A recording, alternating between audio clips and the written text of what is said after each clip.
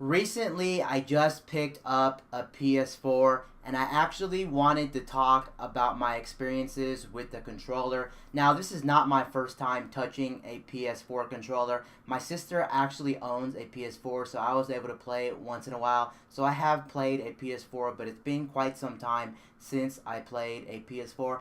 Also, if you didn't know, on my channel, I do own a Nintendo Switch, and I do have a review up on the Nintendo Switch's Pro controller. Now let's talk about the PS4 controller. I know I'm a little bit late to the party as well, but I actually want to talk about the controller. I must say at this very moment, this actually might be one of my favorite controllers ever made.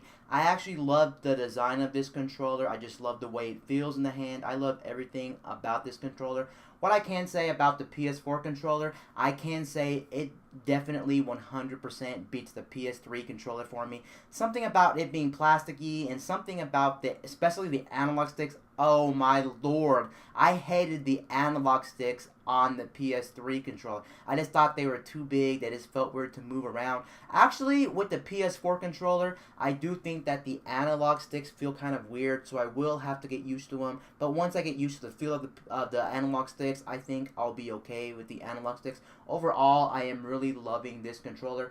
One thing I'm trying to get used to as well, the bumpers on the back of the controller, or the triggers on the back, are squishy. The ones on the very bottom, they're very squishy. But that's probably due to when you play shooters and racing games, you can get a more precise feel of how fast you're supposed to drive a car or how fast you're shooting. If you want to lightly press it down or tap it harder, you can probably get more precise inputs with the squishy triggers. I don't know how I feel about that.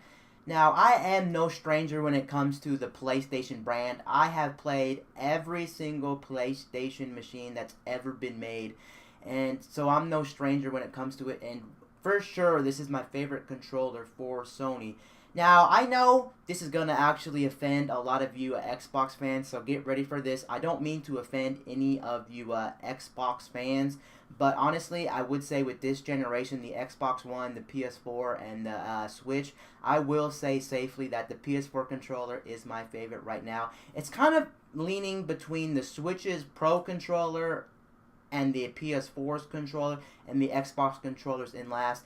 Actually, I do like the Xbox controller. On its own, it's a very solid, good controller, but just compared to the PS4 and to what Switch is bringing to the table, I just think it lags behind.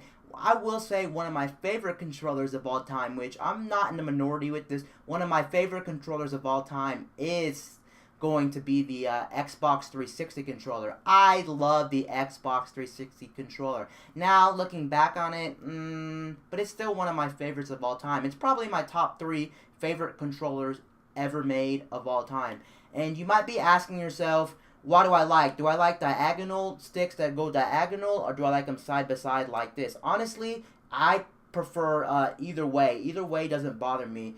Some people have a preference, but I don't have a preference when it comes to controllers. As long as the analog sticks feel nice, then I'm pretty much okay with them. I haven't actually had a chance to use the touchpad right here because I haven't found any use for it. I know you can use it when you bring up the keyboard or when you're using the browser, I think.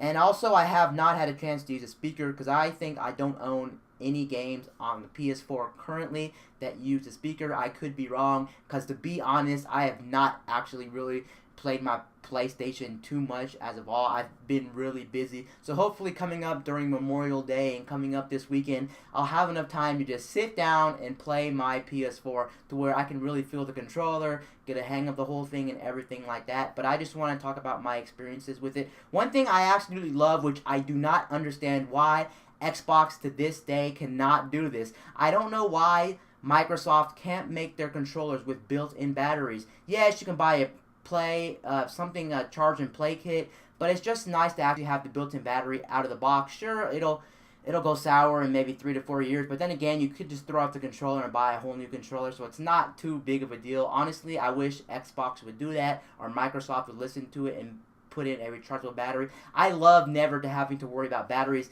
That was the flaw with the Xbox 360 and the Xbox One controller.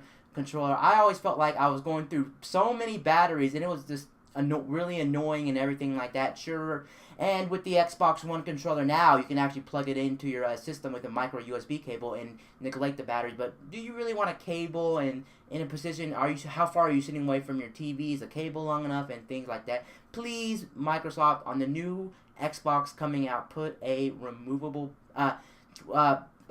Give us a rechargeable battery, whether it be a play and trade kit already in the box or whether it's a built-in battery in the controller. Do that. Do not stick with the AA batteries. I'm growing out of the AA battery. I'm at least one of the people that don't like the AA batteries.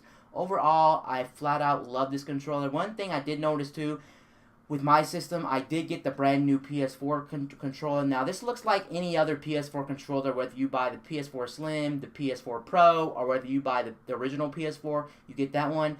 This one is actually the new one. The reason you can tell is because the light bar actually lights up on the touchpad instead of lighting up on the back. It still does light up on the back, but now you can see it on the touchpad as well. I think that's a good idea. Is there really any reason to have the light bar on? I don't know for sure if there's any reason, but I did notice that. So just to know, all the new systems, if you buy a brand new PlayStation, not the original like used, if you buy any brand new one like at Target, Best Buy, Walmart, Amazon, any retailer that sells them brand new right now, you most likely will get the new PS4 controller, but there's not too many differences. I think actually that's the only difference when it comes to controller is the light bar on the top. It actually lights up instead of just being on the back as well.